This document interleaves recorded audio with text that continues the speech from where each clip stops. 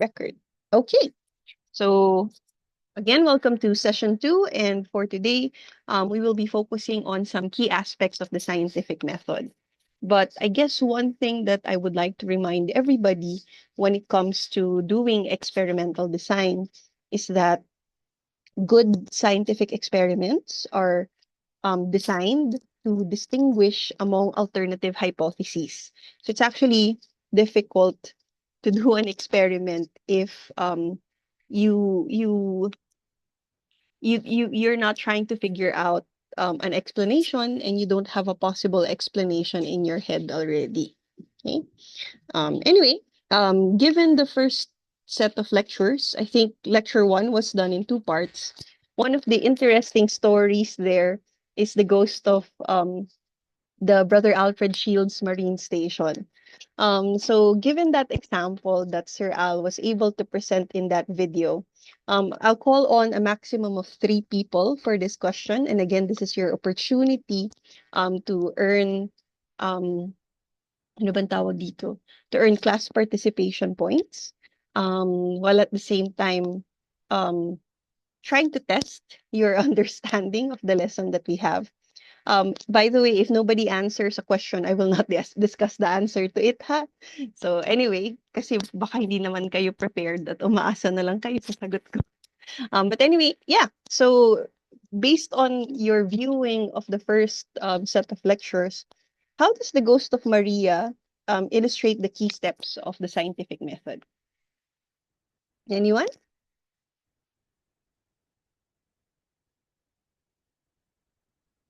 Precious, go ahead. Good morning, Miss. Am I audible po? Yes, I can hear you. Thank you po. For the scientific methods, I think there was always a pattern after going through observation and yung models, hypotheses.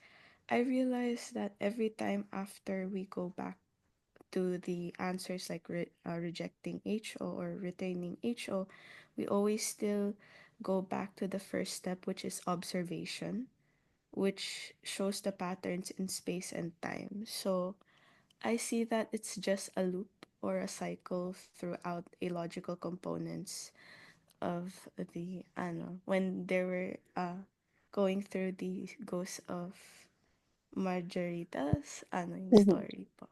Okay. Thank you for that, Precious. Is there anybody else in the class who would like to agree or disagree with the answer of Precious? Zell, go ahead. Good morning po, Doc. Good morning, Sir Lawrence.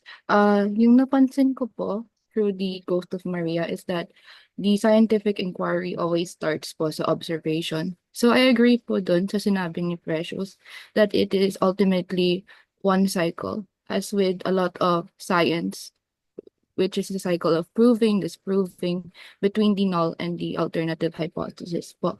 So, uh, the normal observations made by people can be turned into a law or a theory po through the scientific inquiry. So it is a process din po. That is all. Thank you po. Okay, thank you for that, Zell. And maybe one more for the class. Julia, go ahead. Hello, Doc. What I observe is I agree with both of them with the patterns, but most likely is that after we reject our initial hypothesis, that means that we have to go back again into making a new hypothesis, a model, and an experiment. So that means that despite all these things, as long as it's proven to be false, you have to make another hypothesis again. And I think that it's substantial because what I realized then is we're not proving something to be true, but disproving the falsification of our initial hypothesis. Yun lang. Thank you so much for that, Julia. So generally, the essence of the answers of your classmates are correct.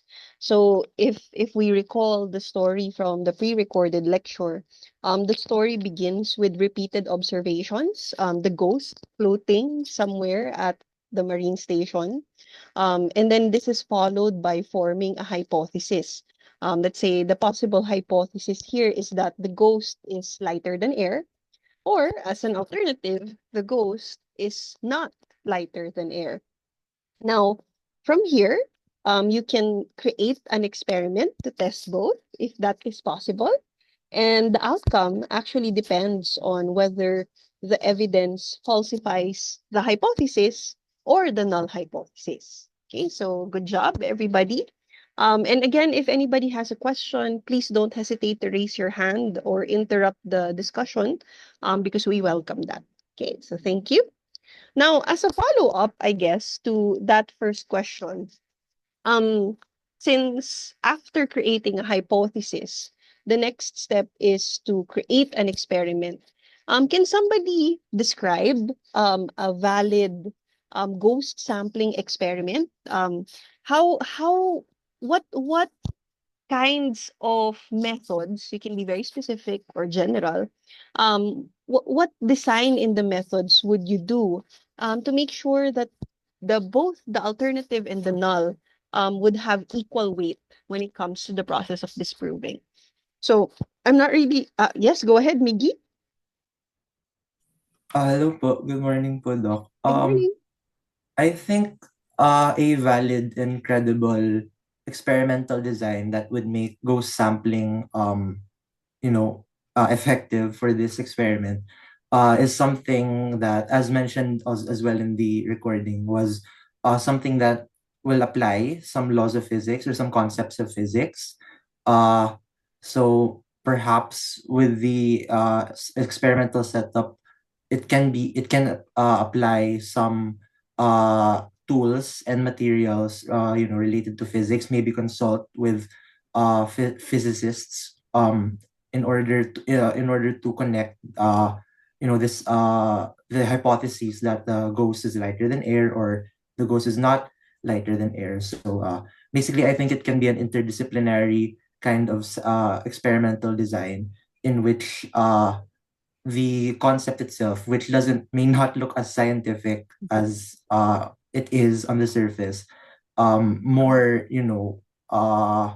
credible in a way, and give it the weight that it needs in order to end up with the hypothesis that end up verifying or revising the hypothesis that we initially came up with. Okay, thank you for that, Miggy. Maybe additional inputs or agreement or disagreement with Miggy's answer? Mariah, go ahead. For me po, a valid ghost sampling po experiment would involve setting up controlled observations at a site with reported ghost activity, with having the hypothesis might state that ghostly phenomena are caused by supernatural entities, while the null hypothesis would suggest they result from a natural or psychological factors such as light reflections, wind, or human suggestions. They would also include control sites with no reported activity to compare results. It is equal weight is given by treating both explanation as testable and requiring clear evidence before or accepting either the following principles of scientific neutrality. Okay, thank you for that, Mariah. I appreciate how she was able to cite some alternative explanations rather than the existence of a ghost. Like she mentioned reflections and things like that. And then she also mentioned the importance of controls. So if you've started reading Hurlbert, you might be a little bit more familiar now with some of the required elements of an experiment and how important controls are in certain experiments. Okay. Maybe one more person from the class would like to contribute to this question. Kira, go ahead. I would also like to add yung replicating the experiment po to account for the random chance na um the observed effect is not due to random chance. Yun po. Okay, so the importance of replication. So some of you might be familiar already with the importance of replication and perhaps even subsampling. If you have started reading the Hurlburt.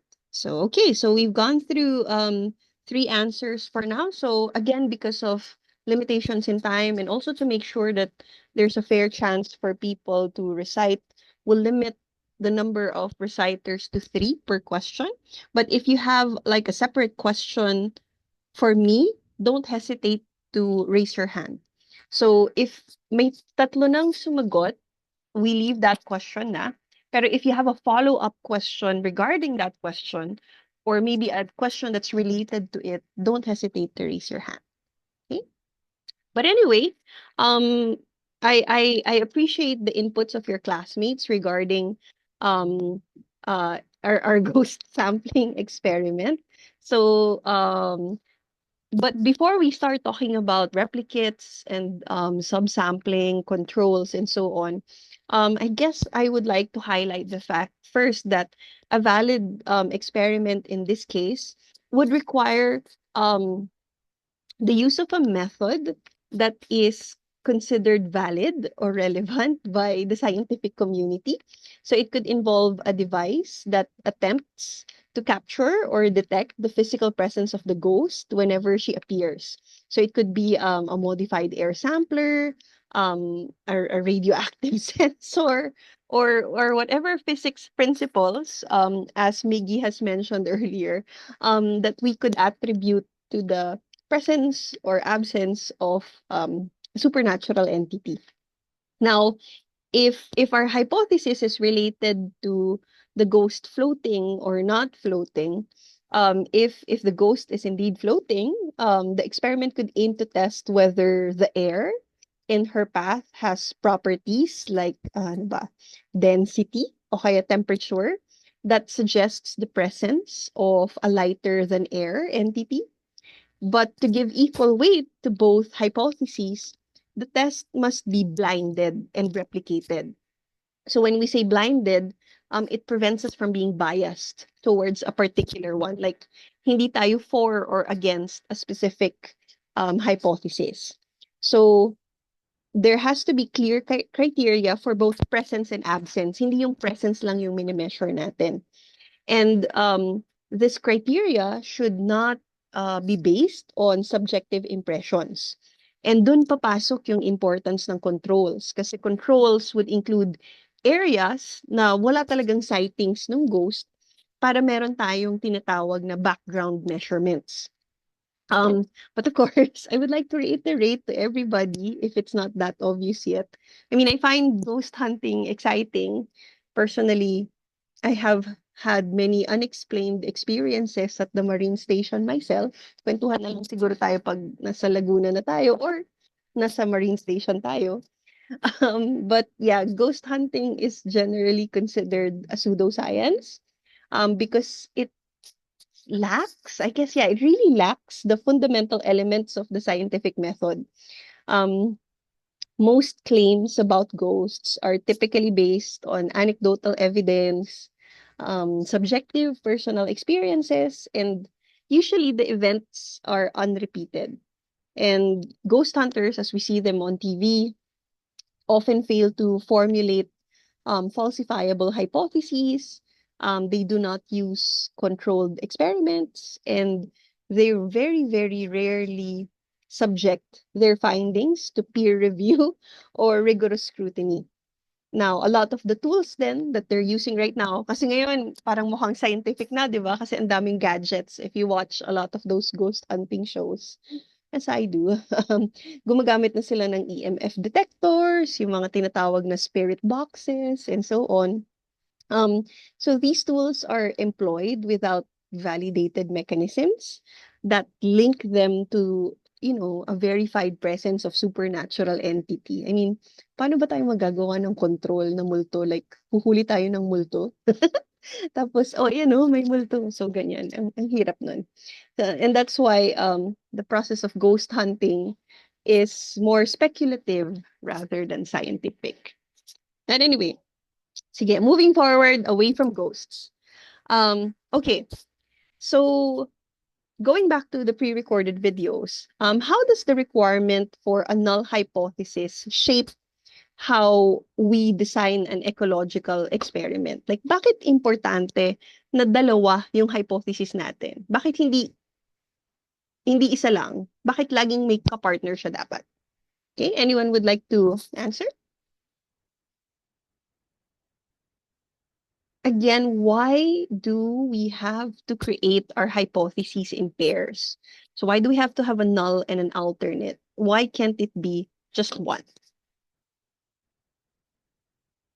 Anyone?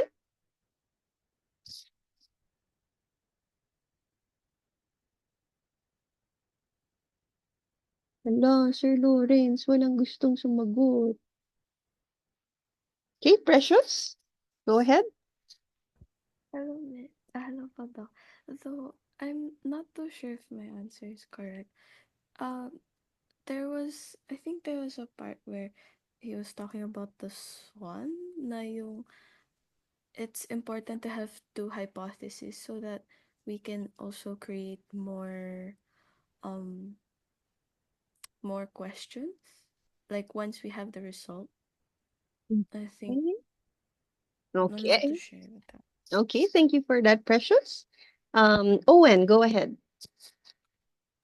Uh, I think we have two hypotheses so that we could check if something changes or stays the same.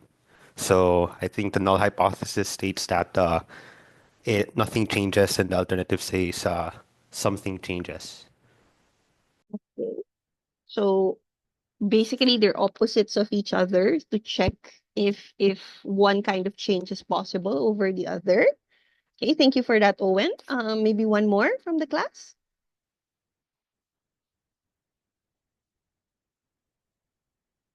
Miggy, go ahead. I think it's also important to highlight a null hypothesis because uh, the null hypothesis may also state that the observed effect of the experiment or the observed result may be a result of chance, or it just happened just because, not because of scientific or uh, an actual factor that will help uh, move forward the experiment. And I think it's important to have a hypothesis like that uh, to take consideration of, in order to fully study and fully uh, compre- compile all knowledge required in order for the study to be as comprehensive as possible. Okay, thank you for that, Miggy. So that's three people answering this question already. For those who have questions regarding this, please keep your hands up because I will call on you after I maybe give a comment on the answers of your classmates. So I think Precious, Miggy, and Owen are touching upon the correct answer, or at least giving examples as to why we need hypothesis pairs. But basically, the presence of both a null and an alternate hypothesis, they act as logical counterpoints. So parang bida kontra bida, black, white, uh, small, big, actual reason, chance. So it's like opposites of each other. In a way, it's like a dichotomous system of true or false. So yun, it's a logical counterpoint to the main hypothesis. And through this process, we ensure that results are not due to random variation or untested assumptions. So it helps us define clear and binary outcomes. So it's either we reject the null or we don't. And this helps us be a little bit more systematic in the experiments that we do.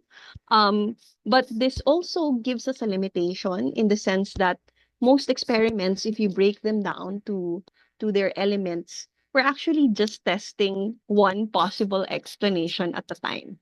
So paunti-unti talaga siya. And that's why, whenever we talk to our students regarding their thesis, yung mga defense, we really can't promise to save the world, achieve world peace, cure cancer with just one experiment. It would require dozens, if not hundreds, of experiments before we falsify all possible explanations until we're left with the one that is most likely for the situation that we have.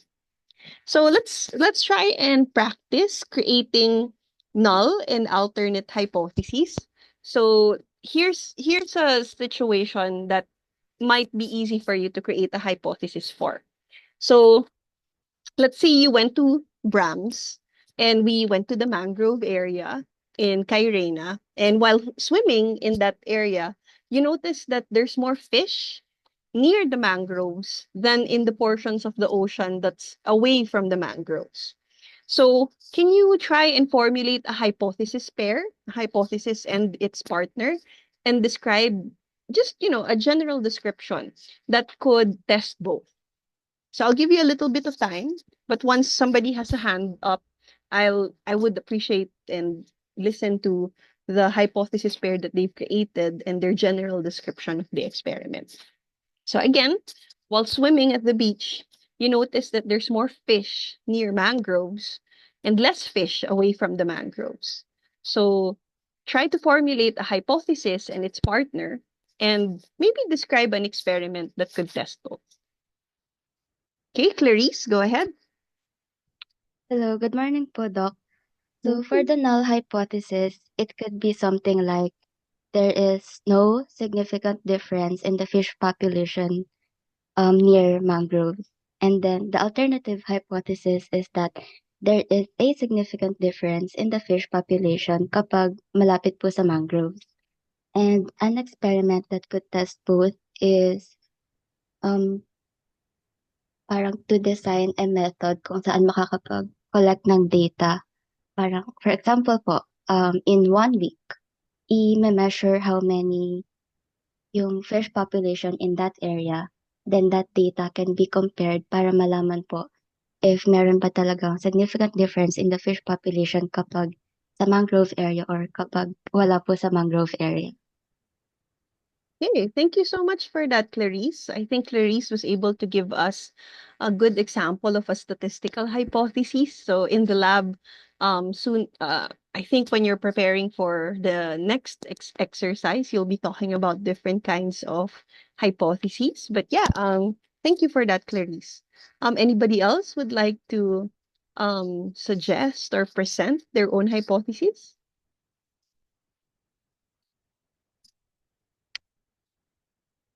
Julia, go ahead. I was thinking if it's possible that the initial hypothesis is that there are more or diverse uh, food available near the mangroves, and that the null hypothesis is that there are no significant difference in the fish food available near the mangroves and away from the mangroves. And the experiment would be, uh, I think we have to specify if the what kind of fish we're looking for as well for us to easily detect the food or kung ano ba yung kinakain ng specific fish na yun, whether near the mangrove or away the mangrove. So my hypothesis basically revolves around the availability of food near and away from the mangrove.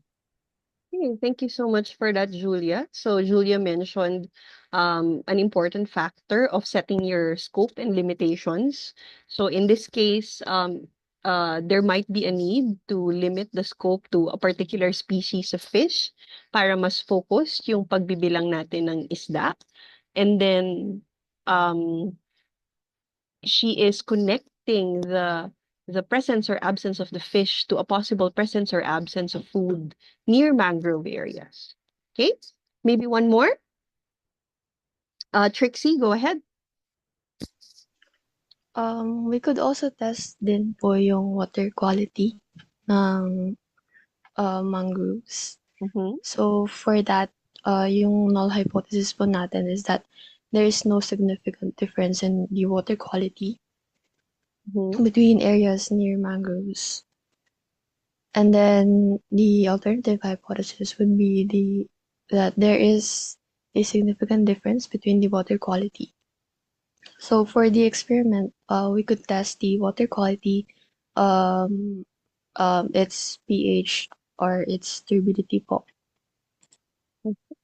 Thank you so much for that, Trixie. Okay, so since majority of our responses are presenting statistical hypothesis, I will limit my discussion to that for now, but eventually we will be introducing scientific hypotheses to you, and also predictions, because that will be very useful for the lab. And also, as a note or a heads up for lab, since not necessarily everybody has been trained in statistics, we will be focusing on the scientific hypothesis. But for now, sige, given the examples presented, one of the possible reasons as to why there's more fish close to the mangroves would be due to maybe providing shelter or food.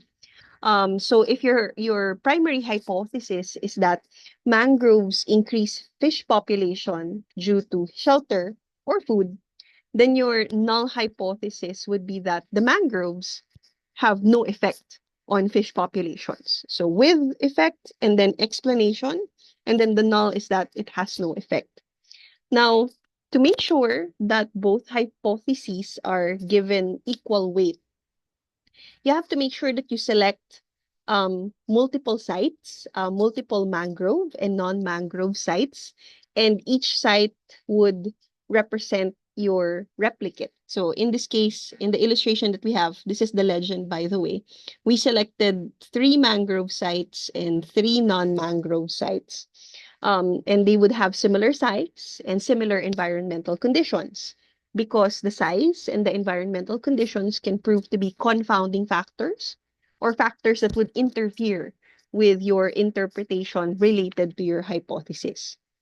So you need to use standardized methods for fish surveys, like you can use visual transects, the use of a net of a particular size, and you do this over time. So if fish abundance is consistently higher at mangrove sites, especially after you did your statistical comparison, the null can be rejected. And then replication across multiple regions or areas would strengthen the result. So the creation of this kind of hypothesis adheres to the general principles of the scientific method, because the first characteristic of a hypothesis would be its testability. Pwede ba tayong gumawa ng experiment na pwede siyang i-debunk? So right now, our hypothesis is that mangroves increase fish population. So this is specific, it's testable, kasi it proposes a clear relationship between 2 variables, the presence of mangrove and fish population levels. The second characteristic is falsifiability. So the null hypothesis, mangroves have no effect on fish populations. This provides a logical opposite, and the existence of a logical opposite allows for falsification. Kasi if we have sufficient evidence showing a significant difference in fish populations between mangrove and non-mangrove areas, we can now reject or debunk the null hypothesis. Now, another good characteristic of this kind of hypothesis is that it has clear variables. So it defines independent variables. So independent, hindi ikaw yung hindi siya independent, hindi siya nagbabago based on sa relationship. So it's the presence of mangrove. And dependent, which is fish population.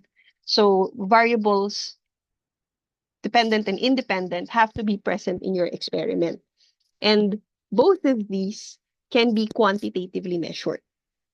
And then the proposed experiment, as I briefly described it, includes a control site, which is in this case the non-mangrove site, and emphasizes replication across multiple regions. In this case, meron tayong 3 replicates.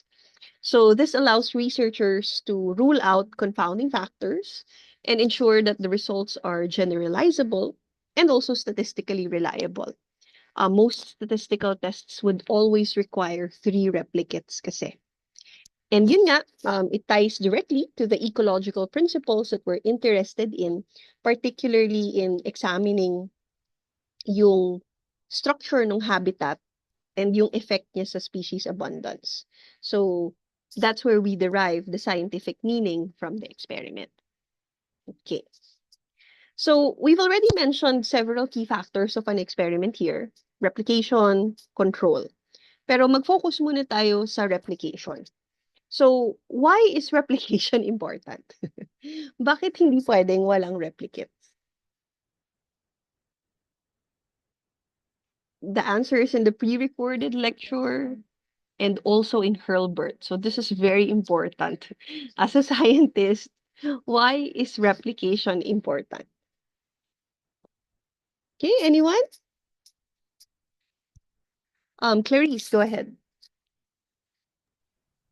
In concluding observations po and conducting experiment, there could be several factors and variables that can affect the current observation and experiment. Kaya it's really important to have replicates para ma-record din po yung differences in those repeated observations and experiments. Okay, para ma-record yung differences, yung natural variation, no? Okay, thank you for that, Clarice. Anybody else? Zell, go ahead. Hello po. Replication is important po kasi as per Hurlburt, sabi niya, replication decreases the chance or the amount of random error po. To add, if we experiment in one area and wala pong replicates or wala pong other test sites, then there are other confounding factors, as you mentioned earlier po, that could alter the effects or the rejection or the non-rejection of the null hypothesis po. Okay, thank you for that, Zell. Okay, and last one for this question, Mariah, go ahead. Mariah, you're on mute. Hello. Ayan, there you go. The reason why replication is important po is just because it is an ecological observation and experiment because it increases the the accuracy of the results.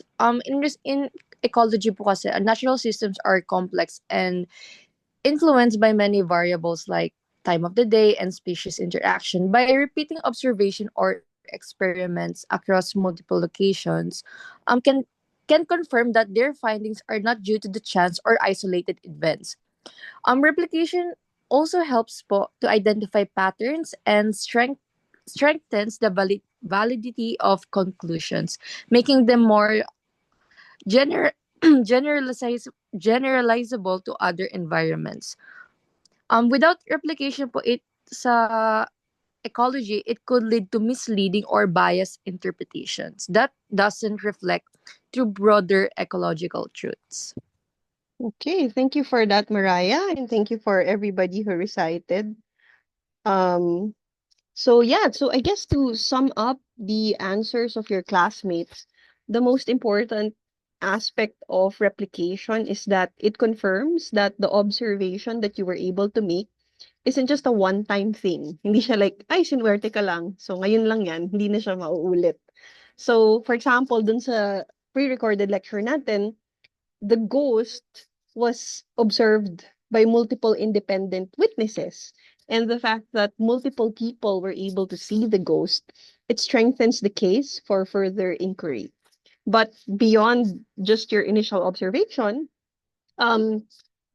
in experiments, replication ensures that your results are statistically robust. And that's one of the key aspects of science when we're collecting data. Hindi porket may data na tayo isang beses lang or hindi siya kinolect in a scientific manner, enough na siya. So having information na walang quality control is not enough. So replication helps us achieve that quality control and helps us do the statistical tests that verifies the quality control to make sure that we can reliably depend on the implications of the data. Okay. So, by the way, for our Q&A, kaya tayo Q&A, no? Kaya hindi ako nagbibigay ng slides na may notes ko ano talaga yung sagot kasi I want everybody to learn how to listen. So, we've observed kasi sa students, pag may slides, sasando na yung key points. Pag nasulat nyo na yung notes, tapos na, hindi na kayo nakikinig. So, you really need to practice listening, participating in the discourse to learn. Kasi ecology is not a subject na pwede ka lang mag-memorize, tas tapos na. You really need to actively think and actively listen and actively participate to process the information that we're sharing with you. So kaya yung susunod kong question, sige, i-practice ulit natin yung theory. This time, gusto naman nating malaman paano naaapektuhan ng light conditions ang growth ng plant.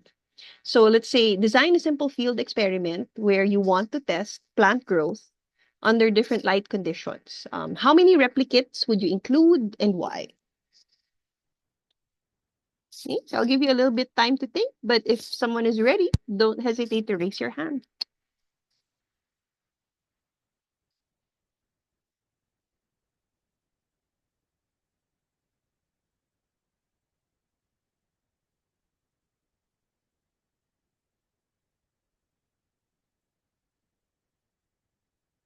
Okay, so remember when you're planning your replicates, think about the minimum in order to do statistical tests, but also consider your financial, physical, and time-based resources. So, yeah. Anybody would like to try?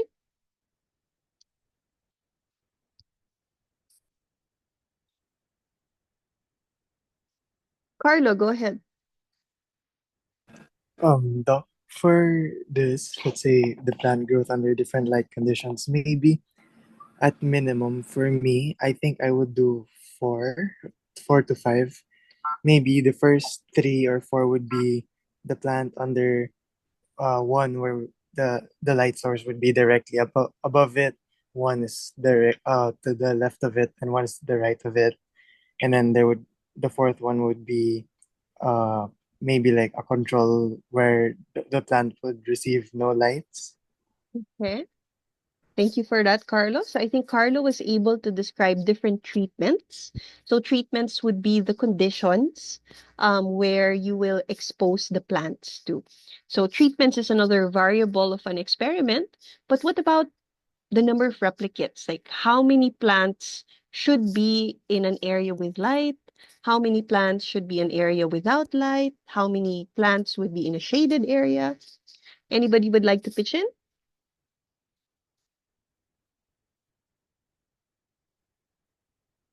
Maxine, go ahead. Miss, try lang po. Go ahead. So, if I were to do this experiment po, I would at least do 5 plants po na nasa may sunlight and 5 plants na without. Tapos, i-control ko po yung variable. Kunwari, same sila ng soil type, amount of water, plant species, or even yung depth ng pagplant sa kanila, miss. Tapos, I'm going to control din po yung hours of sunlight or partial, yung nare-receive ng sunlight per day. Meron din, I would, wait, not only 2. Sorry, I take that back. Gagawin ko pong 15 samples. Isa po sa group, full sunlight. Siguro isa po, partial lang. Tapos yung isa, yun yung full shade talaga siya. Tapos I would monitor them constantly throughout the day po to see how they are growing or if there are any changes po within the time frame. Okay, thank you so much for that, Maxine. So in the case of Maxine, it's 5 with 3 treatments. So ang treatments ni Maxine would be full sunlight, shaded, and then ang negative control niya is no sunlight at all. And yun nga, 5. And then ang dami niyang na-mention na potential confounding factors that she will control, including soil quality, depth, water, time na exposes sun, and so on. So that's very interesting. Thank you for that, Maxine. Julia, what do you think? I will do 15 as well, but on different light densities. Three three plants like receiving no sunlight and three plants receiving like the highest amount of light for depending on of course on research on other RRLs what I could consider as the 100, the 75, 50, 25, and 0%. Controlling time that they are exposed to the light, controlling the availability of water and carbon dioxide, and using specific light, like for example, a bulb. So not necessarily a sunlight. Yun po. Okay, thank you so much for that, Julia. So I think in the case of Julia, it's a laboratory experiment. Perhaps somewhere you can control the amount of light that the plant will be exposed to. So, okay, very, very interesting. So I appreciated that some, if not most of your classmates already have an idea of what are the required elements in a study. But I guess in this case, what's important here is differentiating treatments from replicates. So treatments would be the kind of condition that the plant will be exposed to. So it could be full shade, partial shade, or full sun. So full exposure to sunlight, partially obscured in sunlight, full shade would be no sunlight. Each condition should have at least 3 replicates for it to be statistically testable. But in order for us to actually determine the best number of replicates, it would be good for us to do what we call a power analysis. So a power analysis is a special kind of statistical pretest in order for us to check like if we can put in like certain criteria like population size, level of the alpha level, like how sure are we that it's not due to chance and so on. And it would give us suggestions as to how many replicates there should be. And then also there might be instances where you might want to do subsampling because you might want to account for internal variability within plants kasi minsan even within the same species medyo makulit sila. So in this sample experiment that I have, it's using a randomized block design. So I have 3 blocks, and within each block, I have 3 treatments, full sun, partial shade, and then full shade. So dito sa full sun, meron akong 1, 2, 3, 4, 5 times 2, 10 plants. But these plants are considered subsamples of each other because they're living within the same plot of land. So the growth of one plant can actually affect the growth of the other. So they're not fully independent of each other. So even though I'm using 30 plants per treatment, kasi 10 plants sa full sun na to, 10 plants sa full sun na ito, at 10 plants sa full sun na ito, dahil hindi fully independent yung bawat plant per plot, I only have 3 replicates with 10 subsamples each. So I have 3 replicates per treatment. But all in all, I have 30 times 3, 90 samples. Pero 3 replicates per treatment lang with 10 subsamples each. So we'll be discussing further the importance of replicates and subsamples in our next set of meetings. But I guess for those of you who have started or have not started doing the Hurlburt readings, if you want to know more about the importance of replicates and subsamples, I hope you're going through the Hurlburt readings now para mas maintindihan nyo yung importance niya. Kasi, again, one of the reasons why we do replication is that first, it allows statistical analysis in order to determine if the differences that we're seeing are significant and reproducible. And yun nga, without proper replication, one abnormal plant could skew the result and end up with biased data. So, yung mga examples na meron kay Hurlburt and yung mga definitions niya would be very important for you to fully understand this. So at this point, nasa tikim phase pa lang tayo. We're just getting a taste of these key principles, but I'm slowly introducing them to you without spoon feeding you and telling you what it is, so that we can slowly get a firmer grasp on the importance of replication and also the value of subsamples. Okay. So moving forward, going back to concept, bakit ba natin kailangan gamitin ang scientific method? Bakit hindi mag-collect na lang tayo ng perspectives, ng sinasabi ng ibang tao, ng pictures, ng weight, tapos yun, i-present. Bakit hindi na lang tayo magtingin ng puno sa labas, tapos sabihin na natin, ayan, malaki yung puno. Why do we have to use the scientific method in order to turn anecdotal observations into structured knowledge? Ano yung pinaka-importanting aspect ng scientific method? Miggy, go ahead. I think the scientific method mainly scrutinizes simple observations made by made by people who do or perform experiments. It's not always reliable to depend on simple observations in verifying or ending up with a conclusion that is generalizable for all possible situations and applications of concept. But through the scientific method, we get to continuously validate and even disprove certain observations through tests, through experiments, through controlled experiments to be specific, in order to come up with something that is actually reliable and can be considered as as a fact in the end. So overall, it scrutinizes simple observations and makes it credible for everyone else to consider it as actual structured knowledge. Okay, thank you so much for that, Miggy. So validation and verification. Any other input from the class? Okay, what does scientific method contribute to the discussion? Clarice, go ahead. Aside po from the scientific method being structured, a structured process, it requires then empirical evidences and testability to prove yung mere observations into structured knowledge. And even though falsified man or true man yung naging observations na yon and yung naging results ng experiments, it still contributes to a structured knowledge because of the evidences presented in the controlled experiments po.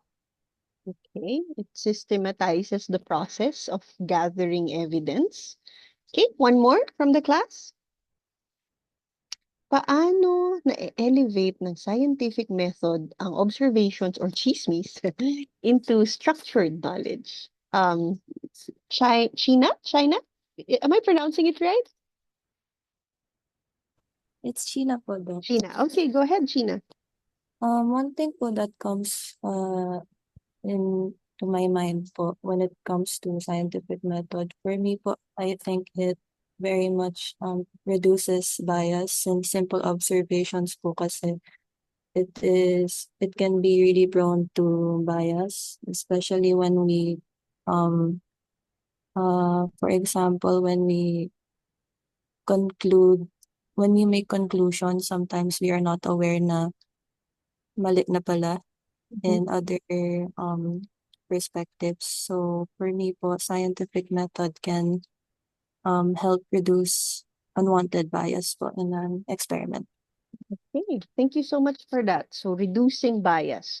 So I guess to consolidate the answers of your classmates, ang pinakamagandang aspect ng scientific method is binibigyan niya tayo ng guide, binibigyan niya tayo ng framework so that we can transform informal observations. So chismis, haka-haka, bali-balita, ghost sightings, napapansing animal behavior, we can transform those things into testable questions. Paano na natin malalaman kung ano ba talaga yung nangyayari? Kasi yun nga, malalaman lang natin if we create testable questions. So these testable questions are equivalent to your hypotheses. And by applying hypotheses, your nulls and your your controls, your replicates in the experiments, um, the scientific method transforms anecdote into, I think nabanggit to kanina ni Maxine, empirical understanding. So when we say empirical, it's something that's measured and therefore something that can be validated over time. Okay, so good. So again, from theory, let's go to practice. So may chismis.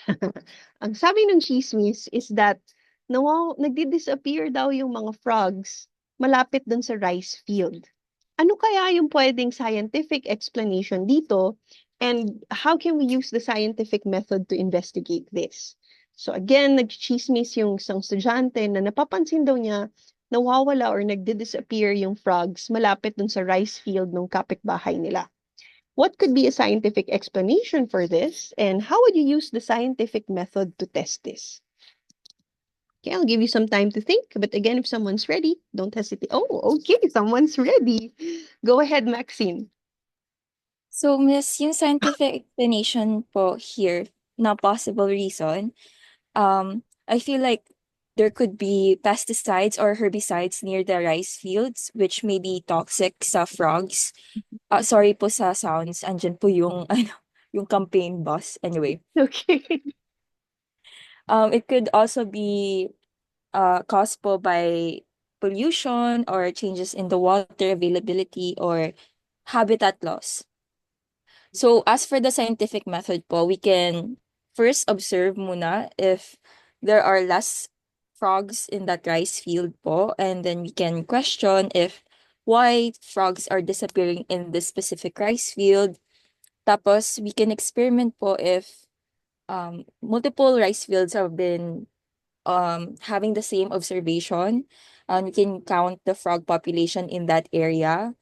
Tapos, we can also test for the soil or water samples kasi we can see there po if may chemical levels or may imbalances po na could affect the result.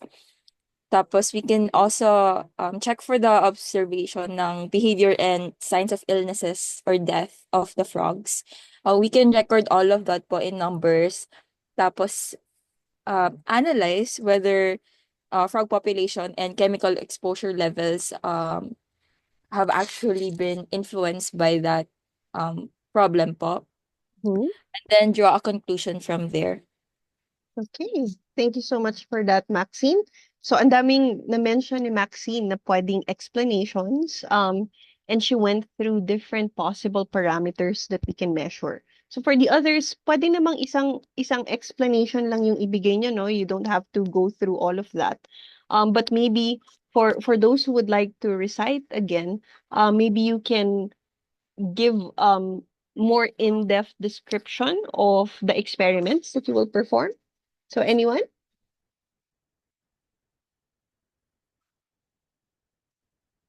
No, give up na sila. Huwag kayong ma-shy.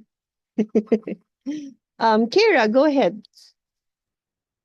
Maybe po, there is, sorry, increased predator po na kinakain yung frog dun sa area.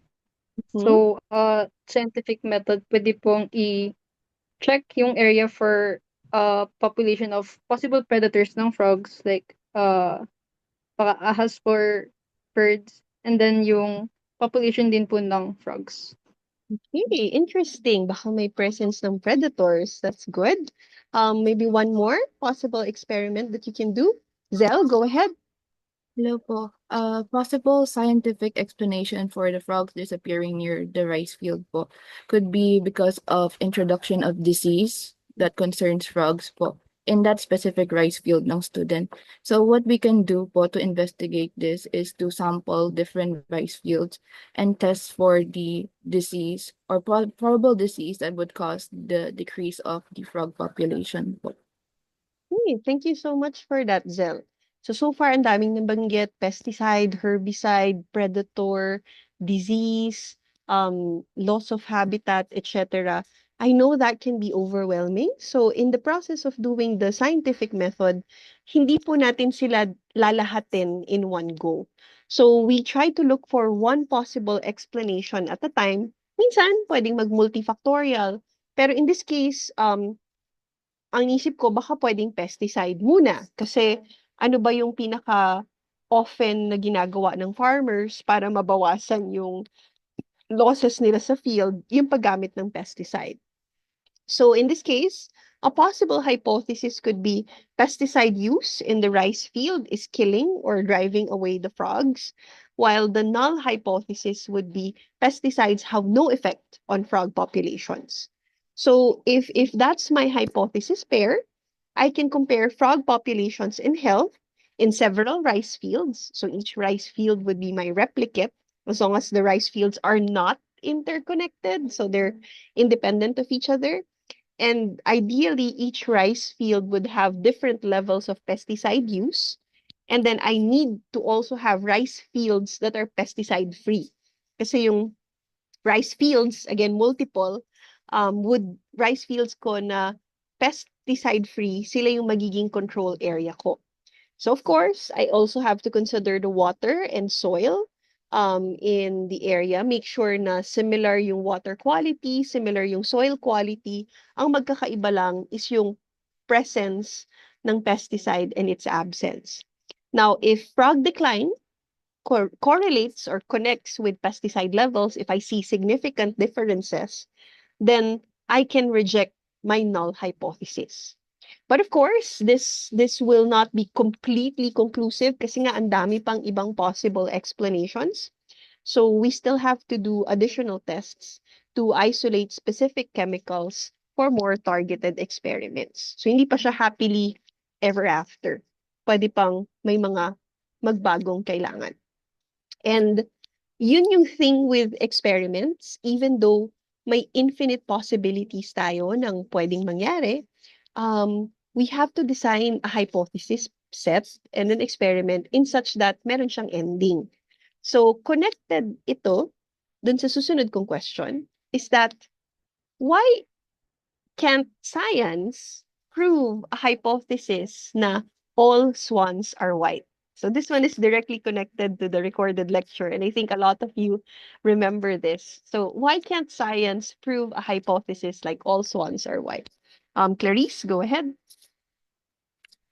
Hello. So, related po sa nabanggit sa recording, it would be difficult to prove that all swans are white, given that we would need to consider lahat ng species ng swans, extinct man or yung current species.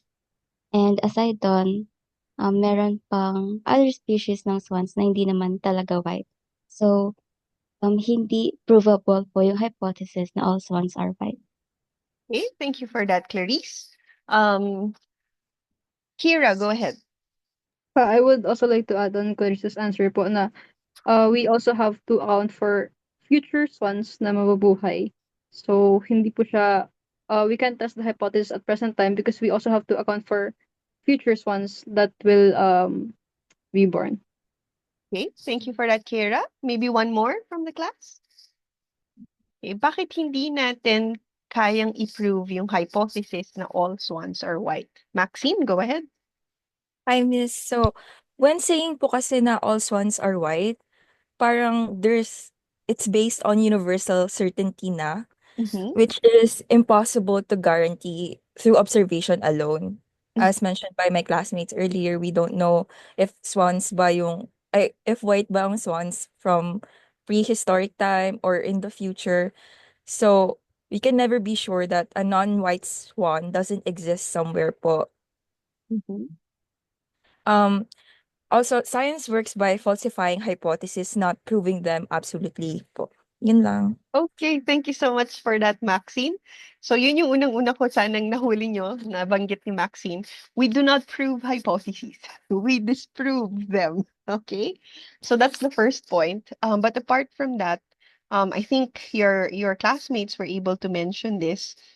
First issue here is regarding falsifiability. So showing we first off it's easier to show that not all swans are white. You know, to demonstrate this, you only need one counter example, a single non-white swan, which is already on the screen. So once you observe a black swan, a yellow swan, a pink swan, the claim that all swans are white is automatically disproven. So this approach leverages falsifiability, which is again the cornerstone of scientific reasoning. Now, on the other hand, proving that all swans are white, as mentioned by your classmates, to prove this, you would need to exhaustively observe every swan that exists, every swan that has ever existed, and every swan that will ever exist. So, past, present, and future, which is practically impossible. So, this makes the task infeasible. Now, the second main issue here is with the process of induction. So, hindi po to yung induction cooking. Ha? What I'm talking about here is inductive reasoning.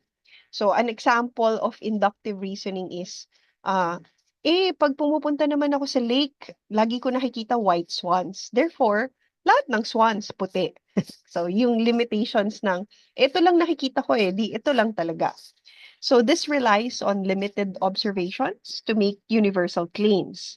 So, ang problem sa method na to, it's very vulnerable to the discovery of new evidence, which can then overturn the conclusion. Now, if you look at the reverse, which is deductive reasoning, again, this is the process of providing counter examples. It can end up becoming more conclusive kasi having just one example that counters the initial hypothesis would invalidate the universal claim. Now, third aspect is between universal versus existential claims. There's a symmetry there kasi universal claims, which is all swans are white, are very, very difficult to verify because they require proving a statement that applies everywhere and always. So everywhere, anywhere, all at once. Sorry, that title always messes me up. But if you compare that to existential claims, which is not all swans are white, it requires only a single observation to be validated, which is significantly easier. So I'm trying to give you tips here on how to refine the hypothesis that you're creating to make it more practical for you. So finally, when it comes to practicality, observing every swan would require infinite time, resources, and access to all places and times where swans might exist. So wow, sana may budget. Kasi ako, I would appreciate going to everywhere that swans exist. But yun nga, if we do not have all the time and all the money in the world, finding a single black swan would require far fewer resources. And so, mas achievable siya in principle. So itong black swan example, white swan, sa lecture ni Sir Al, it's actually a historical story. So before, kasi ang black swans ay originally na-discover sa Australia. So Europeans actually used to believe that all swans were white. And yun nga, binase nila yon sa limited observations na meron sila. Now, once Australia was explored, the belief that they had was disproven as soon as may nakakita na nga ng black swan. So, kaya ayun, pinapakita na a single counter example can decisively refute or debunk a universal claim. Pero syempre, yung opposite naman is nearly impossible. Okay. So, moving forward with that, another key example in the pre-recorded lectures was the bat and grasshopper example.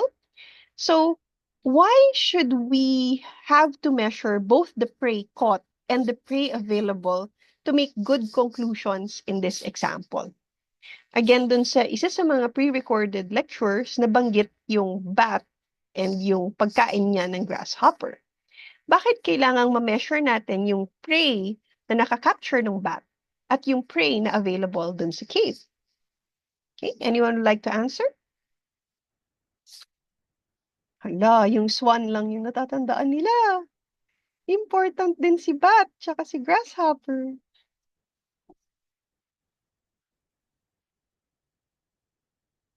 Anyone? Okay, Precious, go ahead. Thank you, Doc.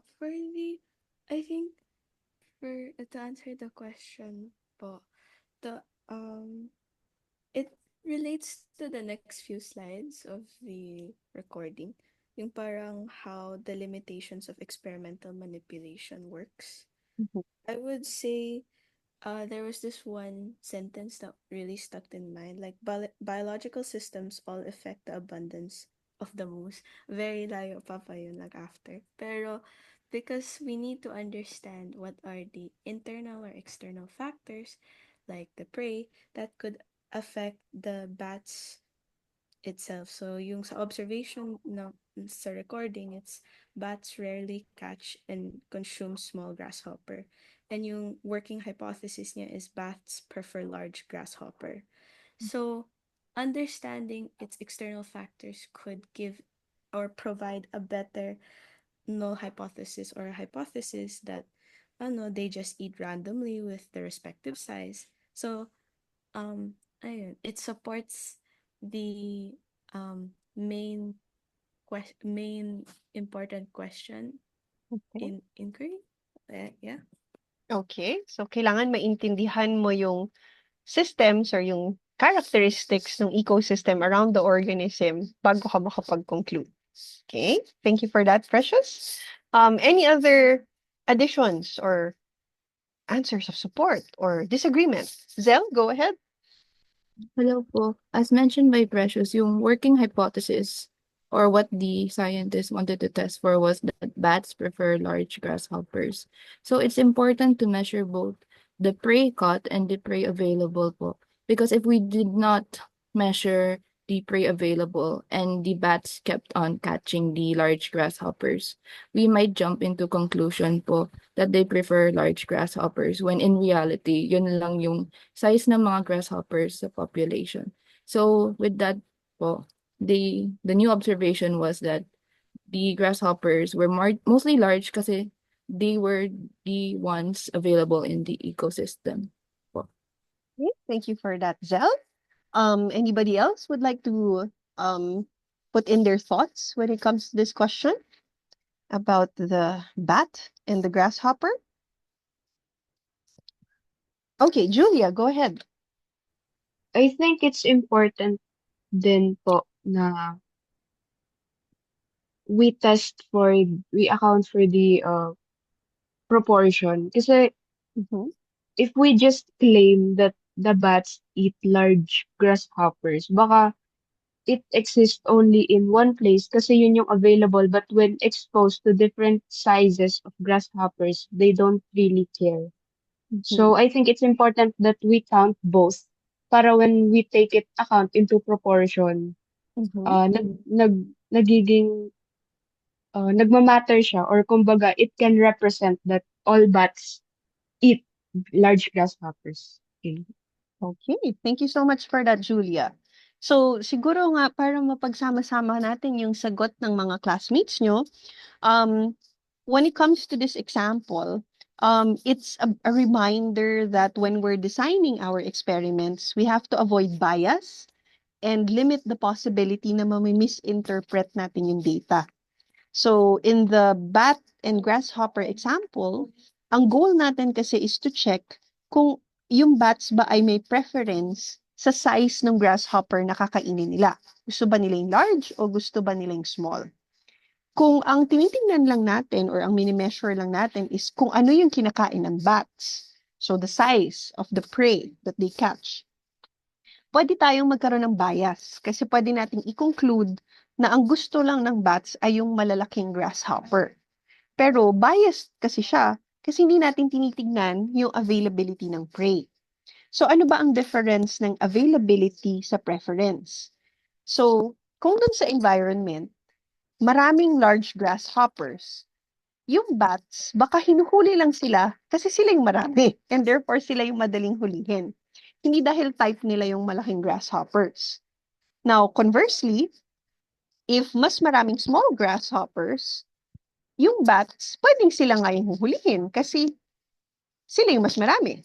So, if hindi natin alam yung distribution ng prey sizes sa environment, hindi natin masasabi whether yung behavior ng bats ay dahil sa preference o dahil lang sa availability ng prey. So kung gugustuhin natin gumawa ng mas maayos na experiment, we also have to measure yung availability or proportions as mentioned by your classmates, yung availability ng parehong malaki at maliit na grasshopper dun sa environment. So, pwede natin gawin yan by surveying the area and recording how many large and small grasshoppers are present and doing ratio and proportion. And by comparing the number of prey of each size category in the environment to the number of prey that the bats are actually eating or catching, mas maa-assess natin whether sila yung hinuhuli ng bats kasi gusto nila or naapektuhan siya ng availability. Kasi kung titingnan natin yung preference, if the bats catch a disproportionately higher number of large grasshoppers compared to their availability in the environment, yun ang magkakapag-suggest na they have a preference for larger prey. However, if yung bats ay nanghuhuli ng grasshoppers in proportion to what's available, so matchy-matchy siya, it indicates that their selection is probably random and not based on size preference. So this is basically a warning against confirmation bias. Kasi if you, as a researcher, only looks at what the bats eat without measuring availability, you might fall into you might fall into a bias na kung ano yung preconceived notion mo, yun na yung gusto mong makita sa data mo. Kasi syempre, everybody wants to be proven right. Pero again, ang kailangan nating tandaan, science is not about being proven right. It's about disproving all possible explanations. So, we have to make sure that all variables are considered objectively and systematically to test the hypotheses and avoid drawing conclusions that are not supported by evidence. Okay, I think last two questions for the last 15 minutes. So for those who haven't recited yet, this might be your last two chances for me to hear your voice and for us to mark you with class participation for today. So second to the last, sorry, yeah. This is the second to the last question. So next, yeah. Why is it important to consider alternative explanations in ecological studies? So yung example I think na binigay sa pre-recorded lecture is dun sa wolf tsaka sa moose. So again, why is it important to consider alternative explanations in ecological studies? Bakit hindi pwedeng isa lang? Okay, anyone? Maxine, go ahead. Okay, so it's important to consider alternative explanation in ecological studies, like in the wolf moose example, because ecosystems are complex in general, and many factors can influence an outcome. For instance, if moose populations decline while wolf populations rise, one might assume wolves are causing the decline. However, other factors like disease, food availability, climate change, or human activity could also be a reasonable explanation for this. If scientists don't consider these alternatives, they risk drawing the wrong conclusion, which could lead in ineffective or harmful conservation strategies rather. Yun lang po. Okay, thank you for that, Maxine. How about the others? So far, only half of the class has recited and hindi naman sila nang aagaw kasi medyo mabagal din kayo mag-raise ng hand. So what about the other half? Maybe you'd want to have a class participation point for today? Sayang naman. Baka ito yung difference between, getting your target grade or failing to get that target grade. Anybody else?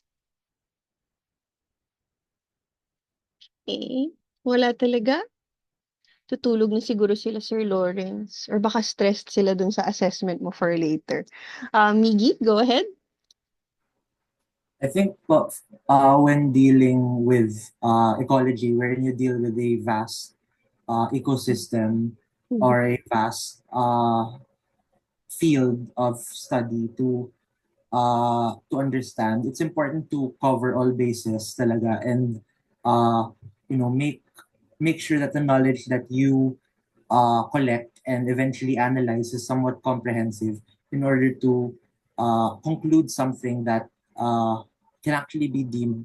can be deemed as credible or in the end as acceptable. Because it's not always credible. It's not always right to consider only a few explanations, only understand a few explanations, as because it won't be as comprehensive enough, and therefore it won't be as um it won't be as more valid to uh validate in a way. So yeah, overall it needs for ecology, I think it needs to be comprehensive in a way that uh will uh truly answer all questions, all possible questions, especially because this is a vast field that we are dealing with, wherein many different factors can affect what has already been established and what can further happen with the knowledge that we have currently presented. Okay, thank you for that, Miggy. Very interesting perspective. Anybody else would like to answer this question? Peter, go ahead. I think po na I believe na hindi po pwedeng iisa lang ang explanation para sa lahat ng nangyayari. Because I feel like by considering alternative explanations, we also understand the causality, yung cause and effect po. For example, kaya po ba nagde-decline ang moose population? Is it because of increased wolf predation or baka naman po dahil nawawalan na po yung habitat nila and other factors po? Okay, thank you so much for that, Peter. I think that's a good segue to a reminder that I have for everyone that when it comes to nature and even human health, it's highly complex, no? So multiple variables are often interrelated. So in this case, sa wolf tsaka sa moose, yung predation ng wolves might indeed be affecting moose populations, pero meron pang pwedeng ibang processes, pwedeng food availability, may kinakain pa ba sila? Competition with um, other herbivores. So, for example, baka marami na sa kanilang kumakain ng damo. Yung tamang damo ha, hindi masamang damo. Kaya nagkakaubusan ng dami. Pwedeng yung climate nagbabago, pwedeng may sakit. So, by assuming that there is only one explanation, we can end up oversimplifying something that is actually incredibly complex. So that's why when we create experimental design, even though we focus on one explanation at a time, when we proceed with our discussion, we have to recognize our limitation. Na, okay, nung tinignan po namin tong possible explanation na ito, hindi siya debunked, pero pwedeng hindi po siya lang yung nag-iisang explanation. And meron pa tayong pwedeng maimbestigahan, katulad po ng mga napansin naming ibang bagay. So that has to be something that we remember, kasi a common mistake ng mga scientists, especially in the past, is porket hindi na debunk yung hypothesis na ginawa nila, feeling nila, yun na lang talaga yung sagot. Okay? So last question for the day, for our last 10 minutes. Yung phrase na absence of proof is not proof of absence. Anong ibig sabihin niya? And bakit siya importante sa ating mga scientists? So again, merong phrase, absence of proof is not proof of absence. What does that imply for us scientists? And why is it important? Okay, Maxine, go ahead. So, Miss, the phrase absence of proof is not proof of absence means that just because there is no evidence for something doesn't necessarily mean that the thing doesn't exist. In scientific inquiry, this reminds us that lack of current data or observations doesn't confirm that a phenomenon, organism, or effect is truly absent. It may simply be undetected, undiscovered, or unmeasured with current tools or method po. Okay. Who were the others who raised their hand earlier? Hoy, wag niyo ibababa. Tatlo kayong pwede kong tawagin. I think Peter was the other one. Peter, if you're still open to answering, go ahead. Yes po. I think yung phrase na po yan, it reminds me of yung mga sinasabi na proof of life sa Mars po, ganun. For example, we cannot say na wala pong siguro na-discover niya sa Mars, kunyari sa iba pong planets na wala pong life sa ganun, na i-equate po natin na wala pong life doon. Or baka naman po kasi nasa atin yung limitations na hindi po natin talaga sila ma-assess, hindi po natin sila mapuntahan, ganun po. Okay, interesting. Thank you for that very nice example, Peter. And last one for this. Nauna si Precious, pero sige, I think Hallie, since baka si Hallie ang hindi pa nakakapag-recite, sayang naman. Hallie, go ahead. Yung absence of proof po is not proof of absence po. It's possible po because it's possible that we have insufficient evidence and no, we haven't contrary observation has not yet been observed po. And so just because there's no evidence for something right now, it doesn't mean that it doesn't exist.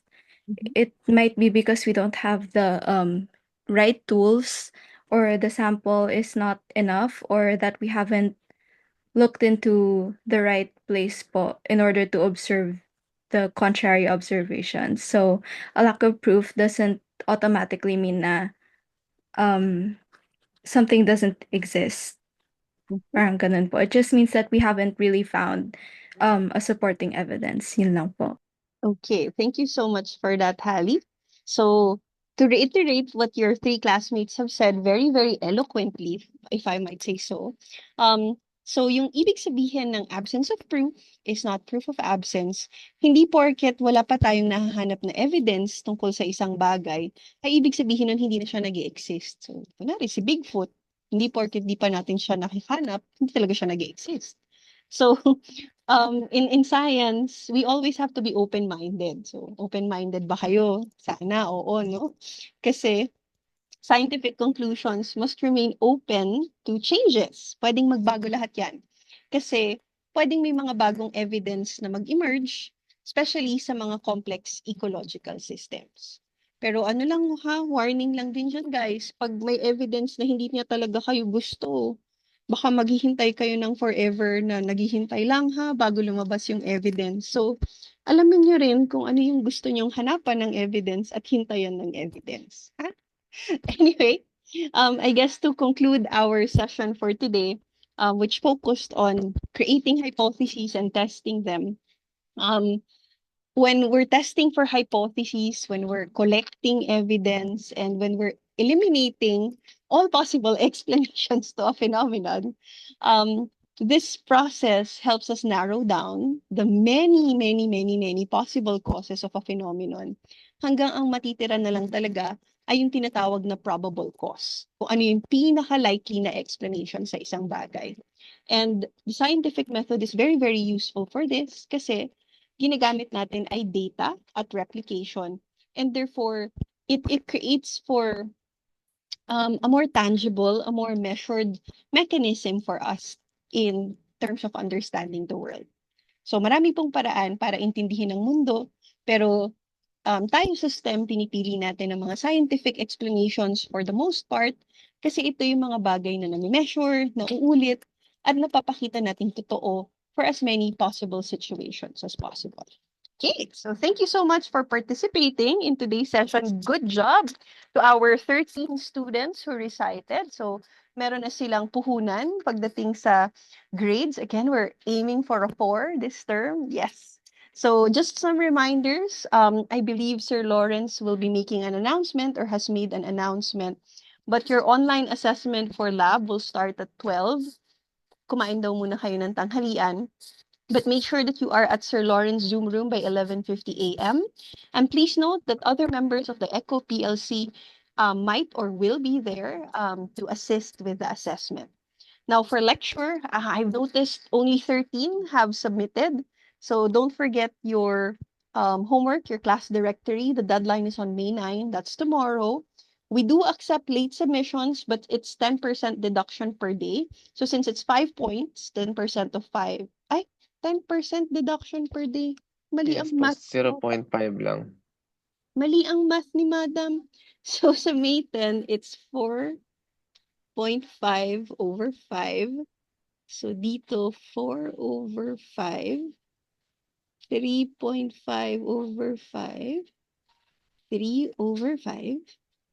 May 14 magiging 2.5 over 5. May 15 magiging 2 over 5.